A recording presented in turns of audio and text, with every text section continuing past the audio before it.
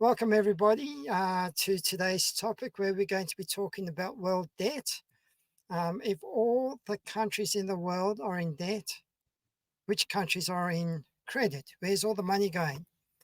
And now, yesterday I came across a topic on YouTube, one of the YouTube websites, and it was about the magnificent seven tech giants, and these encompass Apple, Amazon, Alphabet, Meta, Microsoft, Nvidia, and Tesla. So research from the Deutsche Bank analysts highlight that these seven companies combined will its market cap alone will make it the second largest country stock exchange in the world. So have we come to the stage now where these companies, and not just these companies, companies in general, are becoming too big and too powerful? And that's what we're going to talk about. So I might open up the discussion firstly. Uh, I know I'm going to say tongue in cheek, and I know Brendan's got a great response to this, but if we have, if all these countries have this debt, where's all the money going to, Brendan? See, and this is where you have to start by saying, what do you mean by debt? So let's take two examples. Let's take the US and let's take Japan. Both countries have got massive, massive public debt. And again, you got to distinguish between public debt and private debt. But a huge amount of the US's debt is held overseas because individuals, companies, and countries want to invest in the US, so they'll buy US Treasury notes.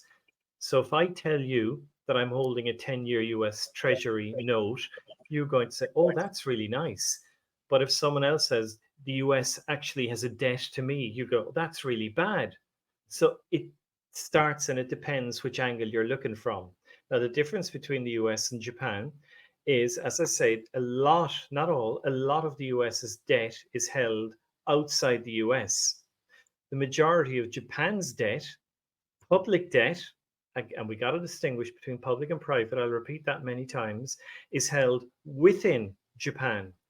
So if China, for the sake of a simple but exaggerated example, says we want to screw with the US, they could come along tomorrow morning and dump every single piece of debt they hold, and the US dollar would go down the toilet.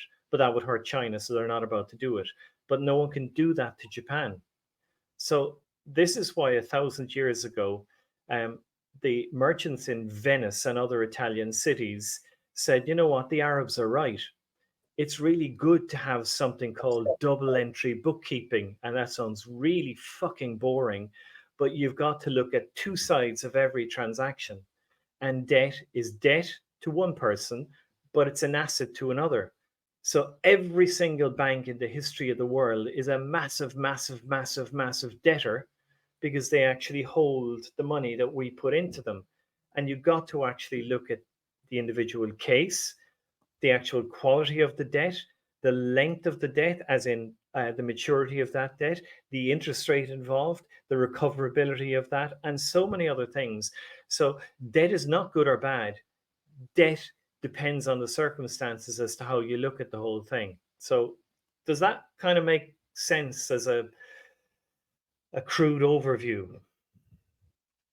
Well, yes and no.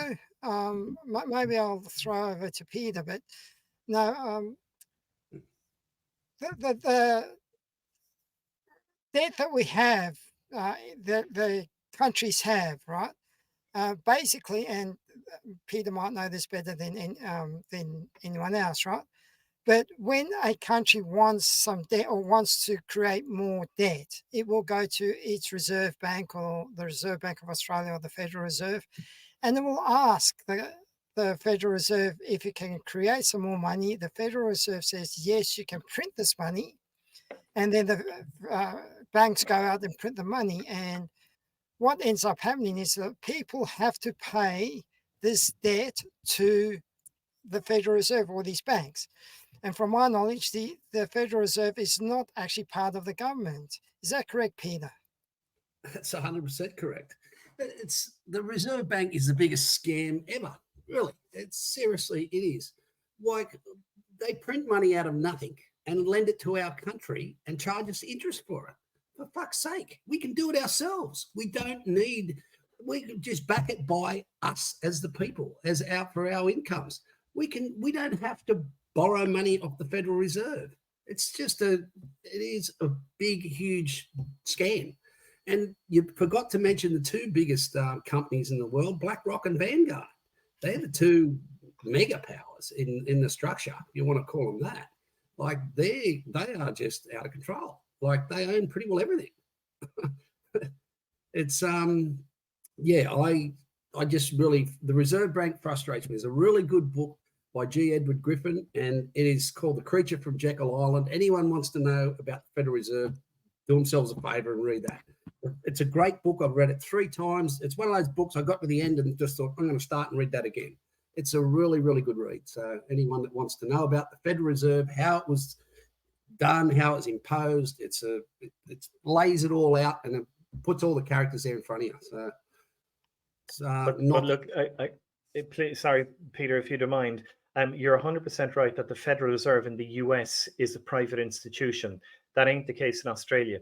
The Reserve Bank of Australia, in the same as the Bank of England, the Bank of Canada, the European Central Bank, various others are agencies of government. So the Reserve Bank of Australia, and this is absolutely clear, is a government agency. So the people, if you may not like the mechanism, but the people are creating it. And there's an enormous difference between saying that the bank is lending to the country as opposed to the people are lending to the country, because any bank can create money. You actually walk into your bank tomorrow morning and you ask for a mortgage. That bank is creating money out of nothing. Now they're doing it in a framework, but they are creating money that did not exist before if they lend you money, and they're hoping, and you will, pay it back. It's the mechanism is similar in terms of a reserve bank and a government, but there is one single difference in that um, governments are not run like individuals or private companies, because the government has tax raising power. And tax raising power sounds like a horrendous thing, but no economy can exist without it. And we've talked about this before. Taxation is good as a principle. It's bloody well bad if it's done badly or if it's done for inefficient purposes. But you can't have health or education or defense or anything else without taxation. So we kind of got to be careful about the conspiracy approach to this.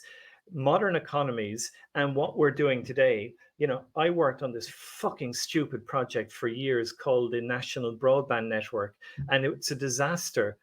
But ultimately, something came out of it that we're now actually utilizing for the discussion we're having, etc. Now, it should have been done better. All sorts of problems with it and the agency that created it, and that's still actually there. But that's different to the principle that says, let's actually put infrastructure in place and let's use public resources to fund those. All right. So one thing we don't know if we'll have time to come back to this, but one thing you said is that the banks are absolutely creating money.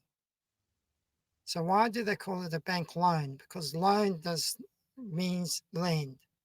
It doesn't mean they've created the money. I like to Yes, it hear does. other. Yes, it does. It does. It does. It does. And look, I got to be clear about this. It's um, it's an asset Loan and a is you liability. loan money. The definition of loan is someone will lend you money, you got to pay it back. If you're creating money, you're not lending the money. You're creating something, and somebody's taking on that debt on behalf of the bank. And the bank's created money out of thin air. Yes, but that's the principle of banking. That's the That factoring literally that is the we. definition of banking. That's the factoring system of the banking system. But is it Warren Buffett who said that these um, the world just can't keep going this way with the amount of money that's being created by these banks. It's going to end up creating a major financial disaster. I want to try and get other people's opinions, and I'd love to hear, Margaret, what's your view on all of this? Well, I'm not a economist or financial person generally. I suppose for me, it just seems to be a little bit, I don't know, concerning listening to both of you. I don't know quite where I fit with all that. You know, debt, who owns it? Where does it go? Where's all the money? It all just seems a bit of a scary kind of thing, but I don't really know. And I think that's actually a bit frightening that I'm someone of my age and I don't actually really know how it all works. And I think that's actually a bit of a shame. I might need to borrow that book, Peter. You know, I've borrowed plenty of money and I've paid it all back, but the whole mechanism behind it and where it all fits in, I'll be honest, it's above me in the sense that I don't understand it to the level you guys do. So, yeah, I'm all ears listening at the moment. That's their secret. That's how they get away with it, because nobody Yeah, I does figure it. that. Very few, 1 in a million people, they say. You know, that's what, when they set it all up, Edward Mandell House, he said 1 in a million people will get to know what's going on. Look, I'm going to disagree with that. I think nobody understands what's going on. And the supposedly best brains in the world brought us all down the toilet in 2008 with the GFC. I'm not saying that the system is right in any sense, but I'm saying that banks and the difference between public and private debt are not only essential, they are the nature of the modern economy. We cannot exist without a banking system. And a loan is a loan from one point of view, and it's a borrowing from another point of view. So everything has two angles to it. I just think that they need words, and Sally, I know Sally and Ali, earlier on this week, we were talking about the power of words and what words actually mean. So I might throw it over to both Sally and Ali about this. Sally, Well, you first. I'm just, I work with energy. And so, and like with Margaret, the economic side of it all keep me out of that because it's just overwhelming. But I just go by the energy. If it looks like shit, smells like shit, it is shit. And, you've got that vibe with so many of these guys, right? The big players. And it's the energy around them. And, my other statement is there should be no starving kids in the world in this day and age. And when we're looking at all this corruption and all the inequality, at the end of the day, that's what I care about is the people and it's the kids, right? And so it should not be happening that we have starving kids. It shouldn't be happening. So, yeah, I go by the vibe, and most of the big corporates give off a very bad vibe. That's my input. Over to you, Ellie. Well, I must admit, like Margaret, I don't know enough about the economy, sort of, about economics. But what I do know, what I understand, is that it's almost like for every economist, you have a different opinion. It's a bit like the law, by my understanding, is that there's just so much difference in so many different opinions and so many different sort of theories as to what's right and how it works, that I think it becomes baffling to keep most of us, baffled, so we don't actually know what's happening. Whether that's just me airing my ignorance, or whether it's me being comfortable with my ignorance, or looking to rationalize my ignorance, or whether it's the absolute truth. I'll sort of leave that as a question mark. But one of the things that we sort of started this conversation about was big companies, and they really get my goat. I do believe that big companies, especially like Meta or whatever they call themselves, are far too powerful. And that was what really concerns me about how much control they have over us as private individuals, how our governments seem to be almost powerless. I'm not even sure that the US has any power over these people, and that concerns me as much as anything else in this big world of economics and money and business, etc.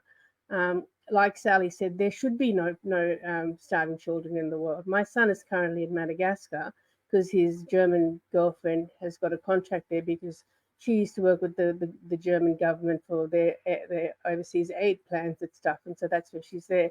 And what he tells me again about what Rio Tinto is doing there and how they're really screwing the population as well as the environment and everything else just makes me sick to my stomach. And so, these big companies, I think, have real big questions to answer, and there needs to be a lot more. And I don't know how they can, because they're multinationals. So who actually is able to put any sort of constraints on them? But so for me, that is something that concerns me as to all this power that they have and all the money that they garner, and where is it going, and how much of it is actually going to really worthwhile causes. So that's kind of my take on this discussion. Thanks. So one of the things that has become clear is Margaret said she didn't know too much, and then Peter turned around and said, "Well, it's by design. They want to keep us in the dark." And Brendan Saran said, "Tax is an absolute essential thing." One of my issues with tax is just how complicated tax is. Why can't they just make tax really effing simple? Now, if you pardon me, I'm going to jump in again because you know me on this one. I've said this for years. One of the reasons that the world, and bring it back down to Australia, is so complicated is because you've got different rates of tax for sales tax, for income tax, for corporate tax, for inheritance tax, for this fucking tax and that fucking tax. You take away an enormous amount of complexity and potential for both corruption and screwing the system if you have a single tax rate for everything, every single thing. Now, that ain't going to happen. But at the same time, the tax rate is so complex, not because you have a bunch of guys with kind of sharp nails and sharp teeth sitting in a basement in Canberra going, we're going to keep these people in ignorance. It's because the whole thing has grown up organically. And because you do have mainly enormous corporations. In Australia, it's the fossil fuel companies to a large extent are lobbying and influencing and pushing and elbow jogging and corrupting the politicians we have. So the whole system, there's no question. I call it accidentally corrupt, but 100% inefficient. And when you get back to debt, debt and taxes and government systems are completely intertwined. Yeah, well said. We haven't heard from Adrian, so I'll get Adrian's view on this, and then we can. There's a few little notes I've taken down. Good afternoon. Good afternoon. I think the question, I mean, there's no question in the history of humanity, it's always been a minority controlling the majority. And there's experiments with animals and small groups of people. A leader emerges, the others follow or get subjected to whatever the leader wants. It's just, and tax, we've really covered on this before. I mean, we are very, very overtaxed in Australia because we have 3 levels of government, but we haven't had the idiocy. We've had similar things to the UK, but not on par with their window tax that they had. Not their TV licenses that you had to watch TV, and Brendan would be able to talk about that in the UK. The question is, really, what side of history are people like us going to be on? Because are we going to become protesters? Are we going to become rabble rousers and get people into a movement? Are we going to become like Americans and become preppers for when the government falls down and we go into our bunkers with our 6 months of food and come out when the dust settled? What is the future for people who've got intelligence, can hold down a job, keep their families together, and be responsible members of society? Where are we going to be left with all these things with big companies? America's policy of breaking monopolies up is really just lip service to them trying to protect consumers in most cases. And then in Australia, we don't have that law to break up monopolies because we're so used to everything being a duopoly or oligopoly here. So I think the question is, do we go and accept small living and nomadic living again, like cavemen and cave women? Or do we try to join those clubs that are the 1% controlling everyone and become part of the system that keeps people subjected to tyranny? And by tyranny, I don't mean machine guns, I mean rapid fire attacks. You go out of your house and go 10 meters, 100 meters. How many taxes are you paying? You're paying for the road, the land, the mailman, the shop where you buy your petrol, where you buy your milk. Then you come back paying another tax because someone's died while you're away. Where do a majority of the middle class in a country like Australia, where we're first world, and we're not protesting every day or every weekend, what should we be doing, Peter? Oh, get your pitchfork and get out the streets and take them on, mate. Take who on? Take who on? Take them where? Well, mate, this country is, you can't tell me Albanese makes the rules in this country. He gets told what to do, what he's got to bring in, got to come in with these little vote for the voice. He gets told, not by us, the people, which he should be listening to. He gets told by the establishment. What do you call them? The deep state. There's a million different names for them, Illuminatis, whatever. But you cannot tell me that they do not exist. You cannot tell me that there isn't an elite yes, I group can. of people. Yes, I can. That there's not an elite group of people that control pretty well the world. There is in every society. The question is, we're an intelligent population now around the world, and more so in some countries than others. I mean, you look at some parts of Europe are not as intelligent as other parts, percentage-wise.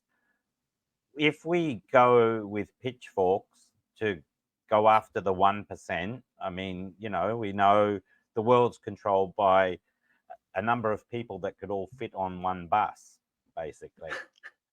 So, all right, I gotta address that when you're finished, Adrian.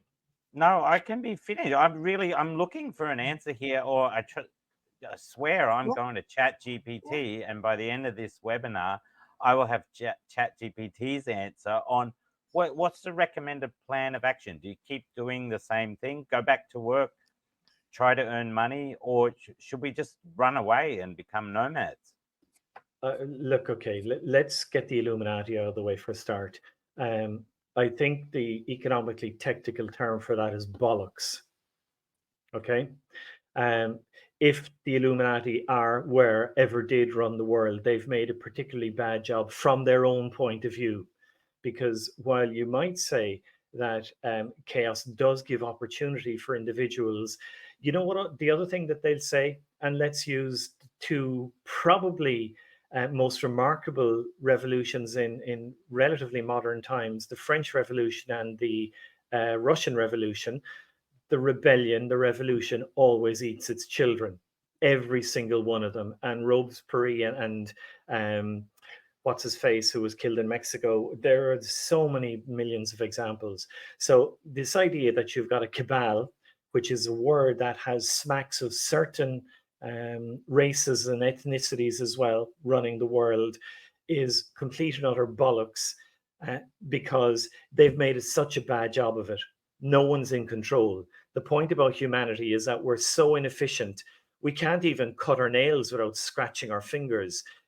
Why would a bunch of people run the world if they can't actually organize to keep control in a certain country? The closest people who run the world are some of the large companies, Murdoch and company, when you're talking about the media, and they are despicable, absolutely and utterly despicable.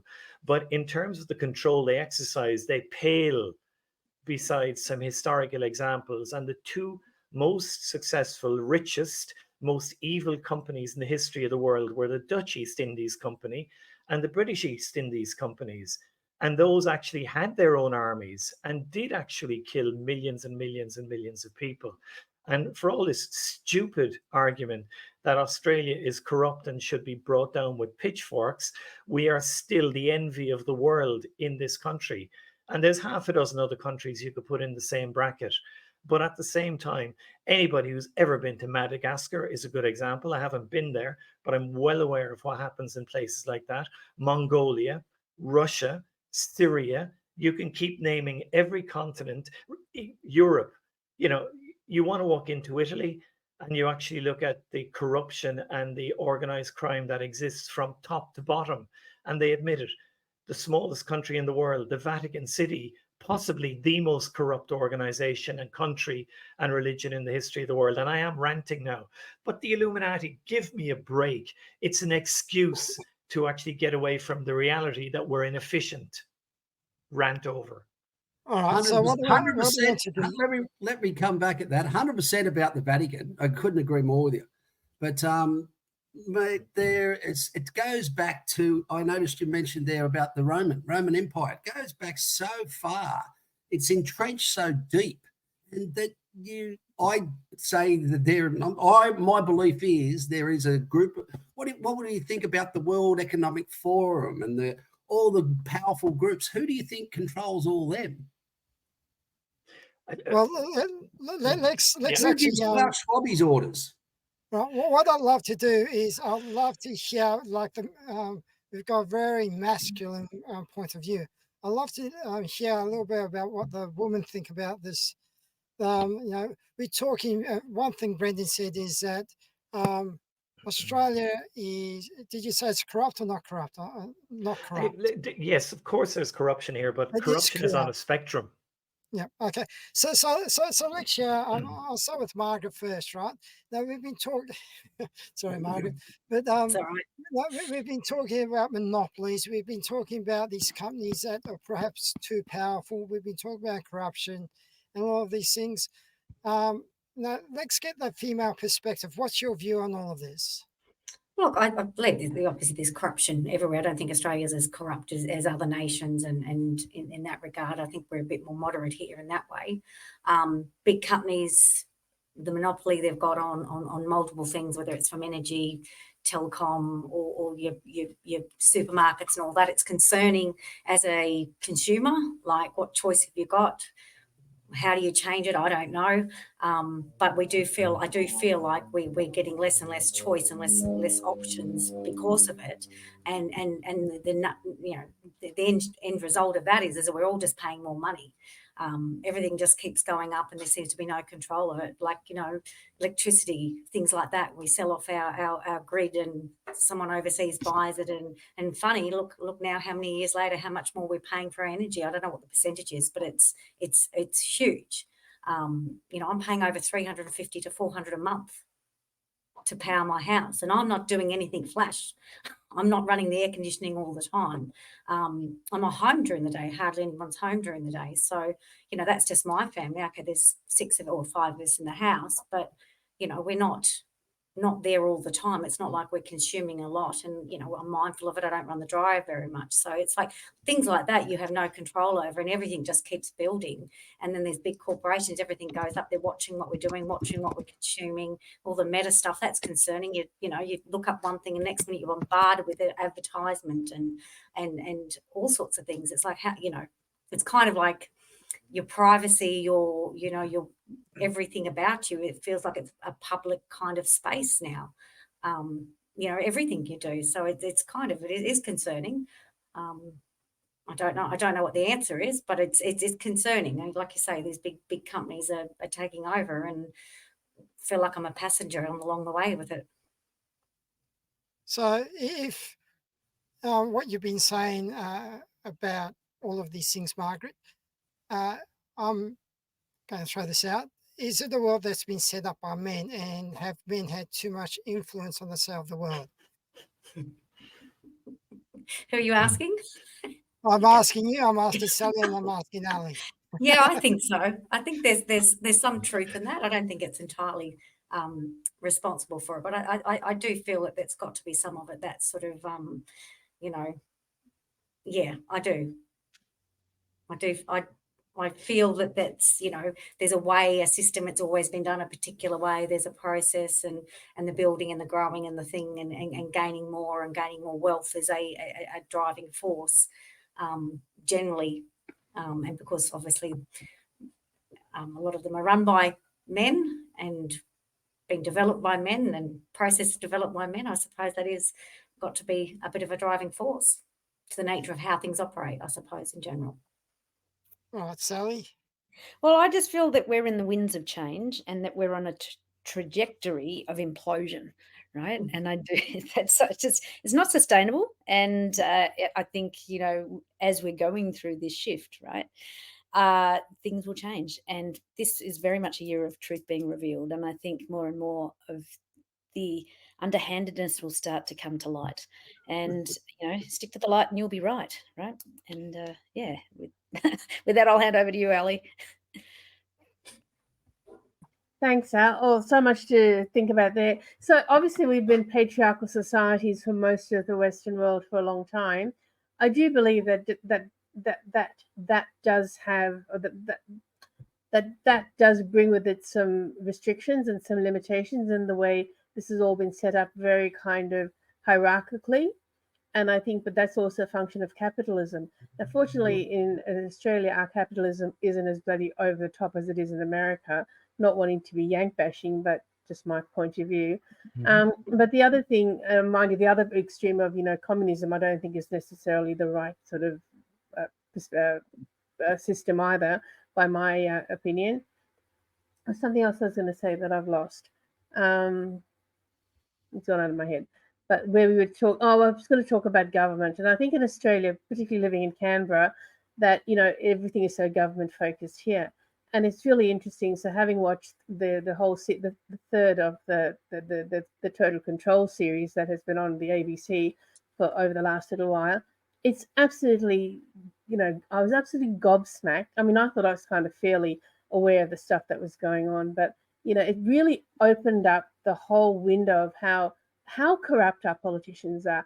They might not be like India and the India I grew up where people take money under the counter, but there's much worse corruption because they're putting themselves out there as being these above the board sort of doing things by the book. And yes, they do, for example, in terms of political donations, they do sort of, have some kind of a visibility of it, a transparency.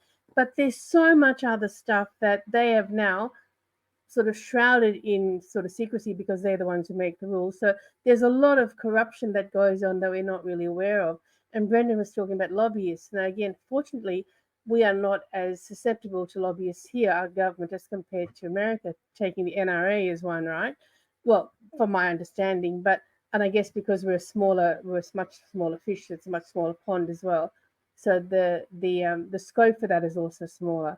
But having said that, there's still much too much as it is. And I think that is really something that is concerning for us. And I think it's something that I don't think our media asks enough of the right questions and pokes the right sort of, holes. And I think as citizens, we need to be much more educated and also, questioning about this, not just take everything because, oh, I'm liberal and I'm Labour and I'm a Green or whatever. Now, fortunately, Australia is not like America. We don't take our politics as being a religion that we follow. Oh, you're born one way and you die that way. Happily, we have a lot more swinging voters. There is such a thing where we do have, differences of political sort of opinion from election to election. But having said that, there is still so much that goes unquestioned and unanswered. I think the more educated we are on that, the more we are able to ask the right questions and hold people to account, hold up our politicians to account. They say that we get the governments we deserve. And I think that's, true, not just for us, but everywhere. And I think we deserve a lot more. But again, it's up to us to make a stance and demand more. And on that, I'll stop. That's my soapbox. I love that. The governments that we deserve. Do you think America deserves Bill Biden as a government or the Biden government? Again, I'm going to jump in there. Biden has been a remarkably effective president. When you look at the objective achievements of the infrastructure bill and of the improvements in climate change, etc. But it doesn't matter whether you're talking about Biden or virtually anybody else in America, their system is thoroughly broken. So it comes down to the choice between an 81-year-old guy who stumbles in his speech, but not in his delivery, and a guy who's a thief and a rapist and a liar. And that's not the media talking, that those are objective facts about Trump. Where'd you get that information from, Brendan? And you know me, Paul, multiple sources. I go to the source of these things. And when you actually look at the investment in places like West Virginia and Kentucky, do you know the number of green jobs that have been actually created in those states to replace coal mining jobs? And all you got to do is look it up. But if you're going to look at the smelly parts of the online media system, what you're going to see is a bunch of waffle from the Trump camp with precisely zero hard evidence for anything that they say.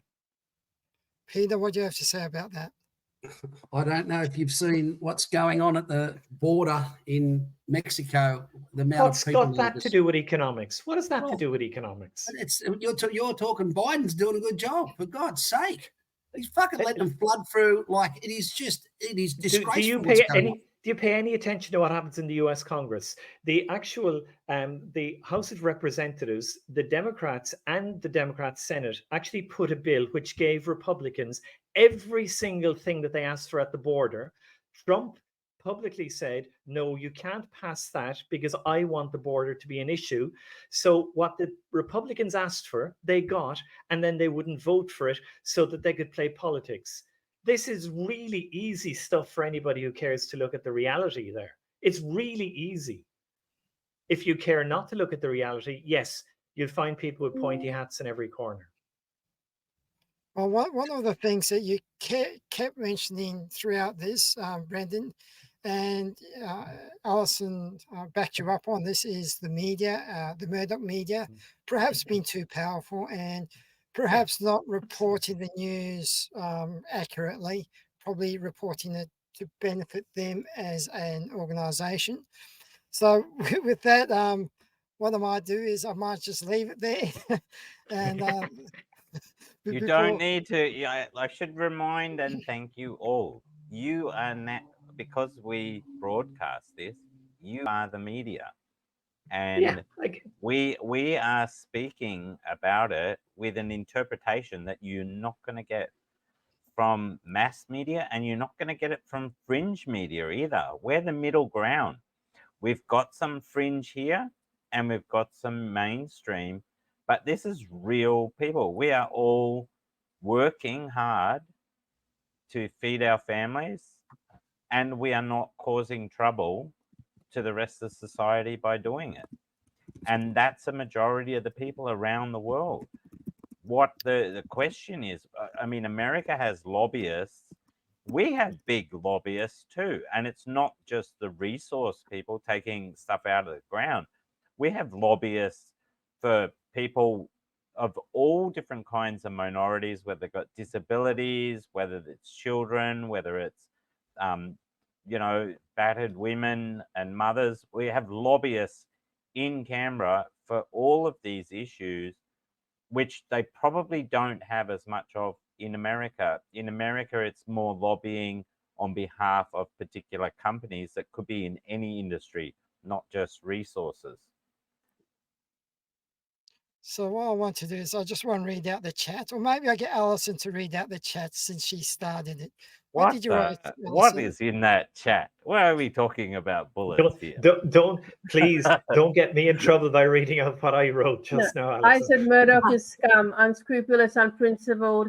I first said immoral scum, but I realized he's actually amoral. He doesn't have any fucking morals, pardon my language. Correct. He's probably not going to hear this. I mean, we do have a lot of people. Doesn't matter. Somewhere it's going through the ways it'll get to him. Maybe he'll just curl up and die. And then Margaret, what did you do? I laughed. You agreed, 100%. I told her I agree. I totally agree. And Alison, so no, I think that one thing we can all agree is that the media that we're listening to, especially the main media that is perpetrated by the Murdoch organisation, is perhaps not the best media, mainstream media, to listen to when it comes to forming our beliefs. And that includes all of those TV outlets that he has access to, the newspaper outlets he has access to. It's just a shame that he was an Australian.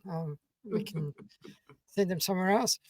Right, but with that, we did have another journalist from Australia, but he had to go into hiding in an embassy. who are you talking about? You're talking about Brilliant. Oh, God, You know, Julian Australia Assange. has Australia has really good history in journalism. It's just most of them try to just basically stay on the side that's winning all the time instead of being objective about it. But what I like about doing this is that we're giving people a chance to know that they're not alone in their thoughts. There's a lot of people who might not agree with everything we say, but they're thinking it, and that could be very lonely for somebody to believe that they're the only one that has that opinion about something. So I want to thank Paul again for having us all here so we can share this, because we're reaching a lot of people with this. you're welcome, Adrian, and I thank everybody for coming up and giving your opinions, because all your opinions are valid. I know sometimes I like to incite a little bit of a debate between certain belief systems, between certain people, but I think that that's the important thing, is to actually be able to have this discussion. There was one thing that I remember Brendan talking about Amazon, and we're going to have to talk about this, the Fair Work Pay for Play, or whatever Amazon have. I can't remember. But we'll come back to that some other time. But thank you guys for all turning up today. And next week, we'll come up with another juicy topic. Can I just say before we end, Paul, thank goodness for differing views. Thank goodness that we've got a Peter and a Brendan. Yes. The last thing we need is to have, groupthink. Yeah. The last thing we need is to have all of us saying the same thing. Yeah. That's as bad as, well, that's like being brainwashed. And I think as we are representative of the community out there, it's important that we are all heard. And there are different people who'll agree with different people on the panel, so to speak. And that's what it's all about. Everybody needs to be heard, regardless of whether they're, as I say, I've always got an opinion, even if it's uninformed, right? So people need to be heard, whether they're talking rubbish or whether they're talking truth or whatever it is. And I really thank you for bringing us into this panel to provide that opportunity, not just for us, but for other people to hear what we have to say, so they can hear themselves and think, gee, I think that's actually a lot of rubbish. And maybe that way they can change their thinking. So thank you. Well, you're welcome. Yes. And I think we've got a good selection of people with different viewpoints. I love Sally. I love the fact that she's all about the energy, follow the energy. Adrian, Brendan, Alison, Margaret. I loved I'm going through all of that when we talked about women in the workforce. Amazing stuff from you as well. And It's Peter, great. of It's course. great. Yes. Great. I mean, Margaret's paying too much for energy. Sally's got it in abundance out of nothing in the air. And then Peter, I'm so happy you are here, because normally it's only me disagreeing with Brendan, but I love Brendan to the death. Since the moment I met him in person, I've loved this guy. And it's really special that people are hearing argument. And it's great. We're all going to have our normal lives back in 2 minutes. My only regret is that we can't continue this conversation over a beer directly. Well, I think if beer gets involved, there'll probably be a little bit more. Then I'm everyone would take the argue risk. about the brand, which one's paying too much to the government as a kickback, and they would end up I'm drinking willing water. to take the risk, Peter, if you are. Oh, look, I love a beer. I'm just sort of looking at the time thinking, it's getting close to around that sort of open the bar time. Well, we'll send you a Guinness, Brendan. Right then, guys. And look, I said it in the Alright. chat. If anybody's not familiar with the Juice Media, a guy called Giordano Nani, look up honest government ads on YouTube. It They is are not great. the mainstream media. They are great. Juice media are so tongue in cheek that they don't have in America or Canada or It's even such Europe. a pity that he's not more representative of Australian journalism than Murdoch and Alan Jones and those. Yeah, I'll stop there. John All Laws. right. Give me some homework. I'm going to be checking a few things out this week, guys. Thank you very much. Thank you. All right then. Well, I think next week what we'll talk about is sales tricks. You know, what people do to get us to buy more Oh, things. sales tricks. Oh, Yeah. geez. You like fries with that? That's all right. You You like like fries fries with with that? Exactly. And by the Yeah. way, Peter, I have read, I've listened to that book that you mentioned earlier on, so I know where you are coming from. It's a very Clean coal, Peter. Clean coal. clean coal. Yeah, What's- yeah. That's one of the phrases the fossil fuel industry came up with 10 years ago. Ah, clean coal, clean coal. It's much better than the old dirty coal. It's a lot cheaper than the other stuff that we're not getting. Anyway, look, I am all about green environment. I'm very environmentally friendly, but we have to have energy. We cannot just cut. You know, they're killing our Yeah, power yeah, stations. absolutely. Anyway, this is another topic. We're going totally off It is, topic. yeah. but I'm from a Very long off line of topic. coal miners. I've got a long line of coal miners in my family. So Oh, cool. We'll have to have that topic. Make sure you're here, Margaret. actually, I've got a brother still in the mines, actually. Yeah. So Yeah. But your brother's getting paid to pull the coal out, you know. yeah. So it'll be an interesting topic. All right then, guys, I got to get back to it. Have a All great right. day. See you later, Thanks, guys. Ed. Nice See to you chat. guys next Cheers, week. everyone. Talk Thanks. to you Bye. next Bye. week. Bye. Take care. See you next week.